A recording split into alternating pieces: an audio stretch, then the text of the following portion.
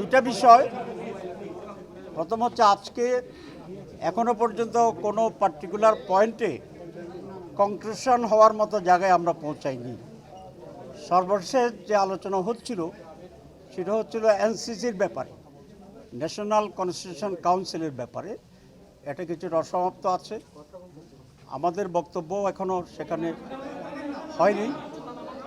কিন্তু আমরা নীতিগতভাবে যেটা আগে লিখিত দিয়েছি এখনও বলছি, আমরা এনসিসির পক্ষে এরকম একটি সাংবিধানিক ব্যালেন্স কমিটি থাকা উচিত, প্রতিষ্ঠান থাকা উচিত, যারা সাংবিধানিক এবং বিধিবদ্ধ যে সমস্ত সংস্থা আছে সেগুলার নিয়োগ এবং নিয়ন্ত্রণের ব্যাপারে ভূমিকা পালন করতে হবে।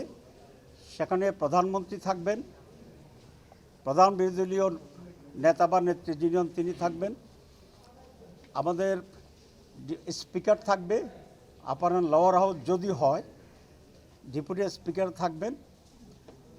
এভাবে একটা স্ট্রাকচারের ব্যাপারে আমরা একমত হয়েছি। অরিজিনালি প্রস্তাব ছিল ওনাদের, সেখানে প্রেসিডেন্ট এবং প্রধানমন্ত্রী থাকবে, চিফ জাস্টিস থাকবে, প্রেসিডেন্ট অ্যান্ড চিফ জাস্টিস থাকবে। এই দুইজনের ব্যাপারে আমরা আপত্তি করেছি এই জন্যে যে একজন হচ্ছে দেশের অভিভাবক হিসেবে প্রেসিডেন্ট ভূমিকা পালন করবে, আরেকজন জুডিশিয়াল চিফ যিনি দেশের আইন এবং বিচার বিভাগের জন্য, জাস্টিসের জন্য প্রধান। সো ওনাদের এই কমিটিতে আনলেই এখানে যদি কোনো রকম বিরোধ তৈরি হয় তাহলে এটা মীমাংসা করার আর কোনো বডি থাকে না। তো সেখানে আমরা বলেছি প্রেসিডেন্ট এবং প্রধান বিচারপতি বাদ রেখে এটাকে কনস্টিটিউট করা।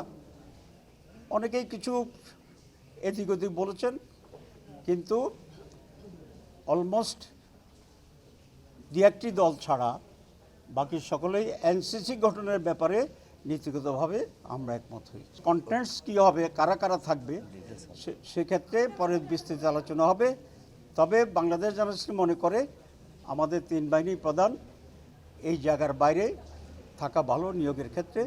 তাদের যে ফর্মাল যে নিয়োগের প্রক্রিয়া আছে সেটাই থাকলে আগের মতোই সেটাকে আমরা সমর্থন করি। আপনারা দেখেছেন যে মাননীয় প্রধান উপদেষ্টার লন্ডন সফরের কিছু কিছু বিষয়ে আমরা আপত্তি জানিয়ে এবং প্রশ্ন করে একটা বিবৃতি আমরা দিয়েছি।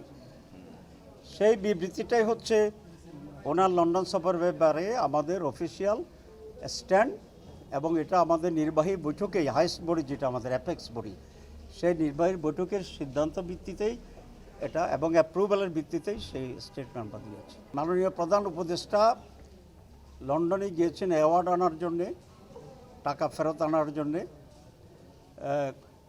এবং ওনার উপস্থিতিতে বাংলাদেশের অন্যতম বৃহৎ দল Bangladesh nationalist party BNP executive প্রধান বা ভারপ্রাপ্ত প্রধানের সাথে ওনার সেখানে একটা বৈঠক হয়েছে এবং সাক্ষাৎ হয়েছে।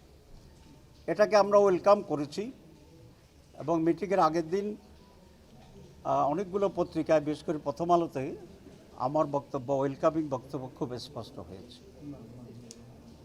দুই, নির্বাচনের তারিখের ব্যাপারে উনি যে কথা বলেছেন, ডেটের ব্যাপারেও আমাদের তেমন কোনো আপত্তি নেই, কারণ আমরা তো ডিসেম্বর টু এপ্রিল ফ্লেক্সিবিলিটি রেখে নির্বাচনের তারিখ ঘোষণার জন্য আমরা প্রস্তাব করেছিলাম।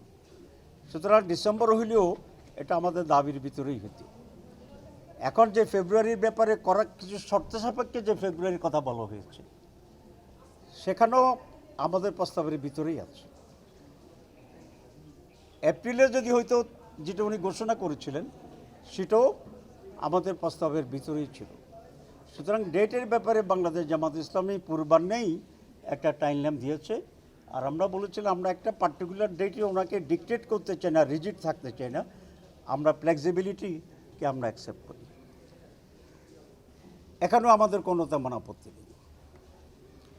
আমরা যে জায়গাটায় প্রশ্ন তুলেছি যে উনি জাতির উদ্দেশ্যে একটা ভাষণ দিয়েছেন, ভাষণ দিয়েই টেলিভিশনে একটা তারিখ ঘোষণা করছেন। তো এখানে যদি কোনো পরিবর্তন হয় আলাপ আলোচনার মাধ্যমে, এটা হতেই পারে। বিএনপি একটি বড় দল, তাদেরও দাবি ছিল, এবং আলোচনা করে উনি যদি কনভিন্সড হন যে এটা চেঞ্জ হতে পারে, এখানে আমাদের কোনো কথা নেই। কিন্তু সেটা ভালো হইতেও যেহেতু উনি একটা টেলিভিশনে কমিটমেন্ট করেছিলেন, বাংলাদেশে এসে আবার কথাবার্তা বলে এটাকে উনি রিভাইজ করতে পারতেন, কিন্তু সেটা উনি করেন নাই।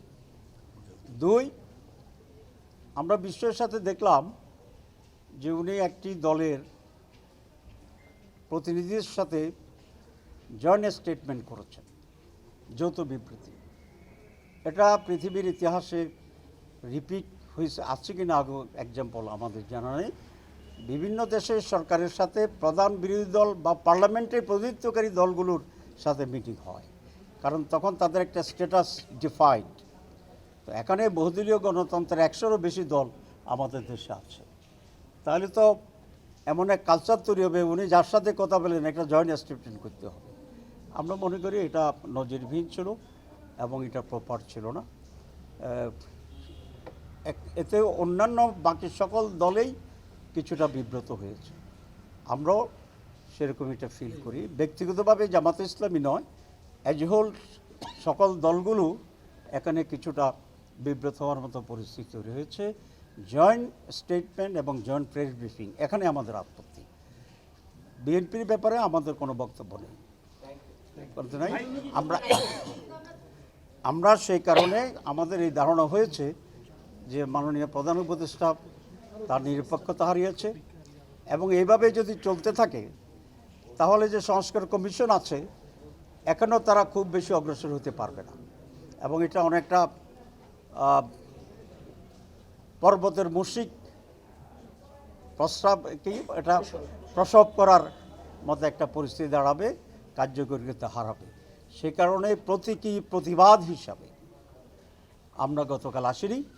এর মধ্যে আমাদের সাথে ইন্টারিম গভর্নমেন্টের অনেক ঊর্ধ্বতন ব্যক্তিরা যোগাযোগ করেছেন, এবং কাল দুপুরে মাননীয় প্রধান উপদেষ্টা আমাদের মাননীয় আমিরের সাথে ফোনে কথা বলেছেন, এবং কথা বলে আমরা আমাদের কথা বলেছি, উনি কিছুটা রিয়েলাইজ করেছেন, এবং উনি এটা আশ্বস্ত করেছেন যে ওনার সরকার নিরপেক্ষ সরকার, ওনারা কোনো বিশেষ দল বা গোষ্ঠীর প্রতি ইনক্লাইন না। আগামীতে এসব ব্যাপারে তারা নিরপেক্ষ এবং স্বচ্ছ ভূমিকা পালন করবেন, এবং সে ব্যাপারে আরও অনেক যত্নবান হবেন। কার ফেভারে যাবে কি যাবে না, কে সরকারে যাবে যাবে না, নির্বাচনের পরে এটা বোঝা যাবে। আর একটি কথা বলতে চাই আপনাদের, সরকার নির্বাচনকে যদি সুষ্ঠু স্বচ্ছ করার জন্য কঠোর না হয়, তাহলে আরেকটা হাসিনা মার্কা নির্বাচন এই দেশকে রক্ষা করতে পারবে না। স্বরাষ্ট্রমন্ত্রীকে দেখলাম হঠাৎ করে পত্রিকায় যে লেভেল প্লেইং ফিল্ড তৈরি হয়ে গেছে, আমরা প্রস্তুত আছি, দেখছেন কিনা আপনারা? আমার কাছে এটা মনে হইল যে উনি লেভেল প্লেইং ফিল্ড কীভাবে বোঝায় উনি বুঝে না। যিনি একটা বিল্ডিংয়ের তালা খোলার মতো ব্যবস্থা করতে পারেন না এক মাসেও, 300টা কনস্টিটিউয়েন্সিতে উনি কীভাবে আইনশৃঙ্খলা রক্ষা করবেন, এটা খুবই একটা বিস্ময়ের ব্যাপার। আমি ওনাকে সংযতভাবে কথা বলার জন্য অনুরোধ করছি, এবং লেভেল প্লেইং ফিল্ড কী হবে নির্বাচনে কাকে বলে এটা বোঝার জন্য ওনার কাছে অনুরোধ করছি।